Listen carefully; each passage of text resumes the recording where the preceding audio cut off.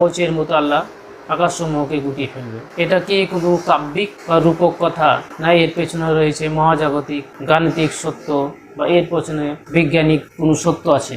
আজকের বিজ্ঞান আমাদেরকে বলে মহাবিশ্ব একটা স্থান ও কালের 4 ডাইমেনশনাল ফ্যাব্রিক, স্থানকালের 4 ডাইমেনশনাল ফ্যাব্রিক, এবং এই ফ্যাব্রিকটা আইনস্টাইনের মতে এই ফ্যাব্রিক 4 ডাইমেনশন স্পেস টাইম ফ্যাব্রিককে মধ্যে কোনো যখন ভারী ম্যাটার, ভারী কোনো বস্তু চলে আসে তখন এটা বেঁকিয়ে যায়। এর মধ্যে যখন স্টার, গ্যালাক্সি, ভারী বস্তু যখন আসে তখন এই স্পেস টাইমটাকে বেঁকিয়ে দেয়। এর ফলে এই স্পেস টাইম বেঁকানোর ফলে কার্ভেচার তৈরি হয় এবং এর ফলেই মহাকর্ষ উৎপত্তি হয়। অর্থাৎ স্পেস টাইমকে বেঁকানো যায়। আমরা এই কিছুদিন আগে 150 বছর 150 বছর আগে আমরা জানলাম যে এই স্পেস টাইমকে বেঁকানো যায়।